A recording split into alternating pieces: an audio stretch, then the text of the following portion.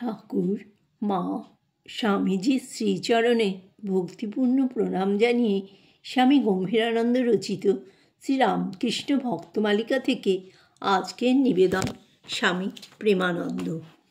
পর্ব 2।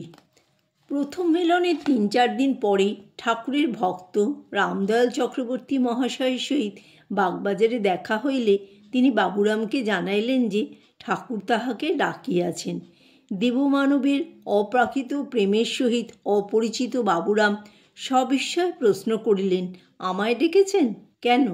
এই প্রশ্নের উত্তর তিনি তখনই পান নাই, কিন্তু পরে দক্ষিণেশ্বরে গমনান্তে নরেন্দ্রের জন্য ঠাকুরের আকুলতা দেখিয়া অলৌকিক প্রেম যে কী বস্তু তাহার কিঞ্চিৎ আভাস পাইলেন। সেদিন শনিবারে বিদ্যালয়ের ছুটির পর বাবুরাম দক্ষিণেশ্বরে যাইবার জন্য রাখালের সহিত হাটখোলার নৌকায় উঠিলেন। ভক্ত রামদয়ালবাবু একই উদ্দেশ্যে সেই সময়ে সেখানে উপস্থিত হইয়া তাহাদের দলে যোগ দিলেন। রাস্তায় রাখাল বাবুরামকে জিজ্ঞাসা করিলেন, রাত্রে দক্ষিণেশ্বরে থাকবে কি? তখনও দক্ষিণেশ্বর সম্বন্ধে পরিষ্কার ধারণা না হয় বাবুরাম প্রতিপ্রশ্ন করিলেন, সেখানে থাকবার জায়গা হবে কি? রাখাল সব জানিয়াও একটু বোধহয় রহস্য করিয়াই বলিলেন, হয়তো হয়ে যাবে। আবার প্রশ্ন হইল, রাত্রে খাবারের কি হবে? রাখাল উত্তর দিলেন, যেমন করে হোক হয়ে যাবে। দক্ষিণেশ্বরে তাহারা যখন পৌঁছিলেন তখন দিনমণি পশ্চিম দিগমণ্ডল রক্তোজ্জ্বল করিয়া অস্তগামী হইয়াছেন। সন্ধ্যার শেষ আলোকে মন্দিরগুলি অপূর্ব শোভায় শোভিত হইয়াছে। ওই সাক্ষাৎকারের কথা বাবুরাম সম্মুখে বর্ণনা করিয়াছেন। ঠাকুরের ঘরে আসিয়া শুনিলাম তিনি মন্দিরে জগদম্বাকে দর্শন করিতে গিয়াছেন। স্বামী ব্রহ্মানন্দ আমাদিগকে ওই স্থানে অপেক্ষা করিতে বলিয়া তাহাকে আনয়ন করিবার জন্য মন্দির অভিমুখে চলিয়া গেলেন এবং কিছুক্ষণ পরেই তাহাকে অতি সন্তর্পণে ধারণ করিয়া এখানটায় সিঁড়ি উঠতে হইবে, এখানটায় নামিতে হইবে ইত্যাদি বলিতে বলিতে লইয়া আসিতেছেন। দেখিতে পাইলাম ইতপূর্বে তাহার ভাববিভোর হইয়া বাহ্যজ্ঞান হারাইবার কথা শ্রবণ করিয়াছিলাম। এই জন্য ঠাকুরকে এখন ওই রূপে মাতালের মতো টলিতে টলিতে আসিতে দেখিয়া বুঝিলাম তিনি ভাবাবেশে রহিয়াছেন। ওই রূপে গৃহে প্রবেশ করিয়া তিনি ছোট তক্তপোশখানির উপর উপবেশন করিলেন এবং অল্পক্ষণ পরে প্রকৃতিস্থ হইয়া পরিচয় জিজ্ঞাসান্তে আমার মুখ ও হস্তপদাদির লক্ষণ পরীক্ষায় প্রবৃত্ত হইলেন।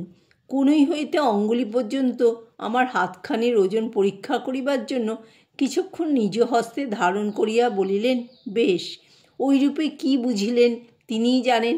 উহার পরে রামদয়ালবাবুকে শ্রীযুক্ত নরেন্দ্রের শারীরিক কল্যাণের বিষয়ে জিজ্ঞাসা করিলেন এবং তিনি ভালো আছেন জানিয়া বলিলেন, সে অনেক দিন এখানে আসে নাই, তাহাকে দেখিতে বড় ইচ্ছা হইয়াছে, একবার আসিতে বলিও।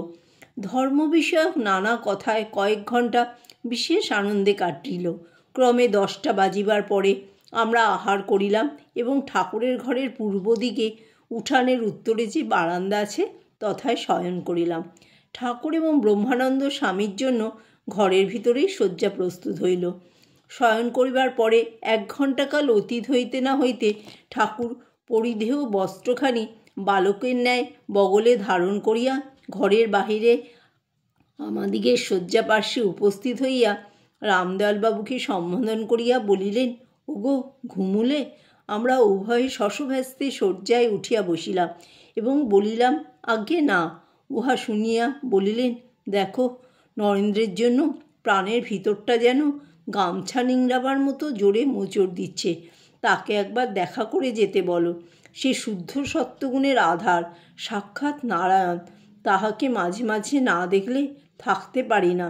সে রাত্রে ঠাকুরের সেই ভাবের কিছুমাত্র উপশম হইল না। আমাদিগের বিশ্রামের অভাব হইতেছে বুঝিয়া মধ্যে মধ্যে কিছুক্ষণের জন্য নিজ শয্যায় যাইয়া শয়ন করিলেও পরক্ষণেই ওই কথা ভুলিয়া আমাদিগের নিকট পুনরায় আগমনপূর্বক নরেন্দ্রের গুণের কথা এবং তাহাকে না দেখিয়া তাহার প্রাণ যে দারুণ যন্ত্রণা উপস্থিত হইয়াছে তাহা সকরুণভাবে ব্যক্ত করিতে লাগিলেন। তাহার ঐরূপ কাতরতা দেখিয়া আমি ভাবিতে লাগিলাম, ইহার কি অদ্ভুত ভালোবাসা এবং যাহার জন্য ইনি ঐরূপ করিতেছেন সে ব্যক্তি কি কঠোর। সেই রাত্রি ঐরূপে আমাদিগের অতিবাহিত হইয়াছিল। নরেন্দ্রের সহিত বাবুরামের তখনও পরিচয় হয় নাই। পরদিন সকালবেলা বাবুরাম শ্রীরামকৃষ্ণকে দেখিলেন। অতি সুস্থ সহজ মানুষ। রাত্রিবেলা সেই চঞ্চলতা, সেই আকুলতা, সেই গামছা নিংড়াবার ব্যথা নাই। ভীষণ ঝড়ের পরে সমুদ্রবক্ষ যেমন শান্ত স্থির হয়, তেমনি প্রশান্ত বদনে ঠাকুর সম্মুখে উপস্থিত।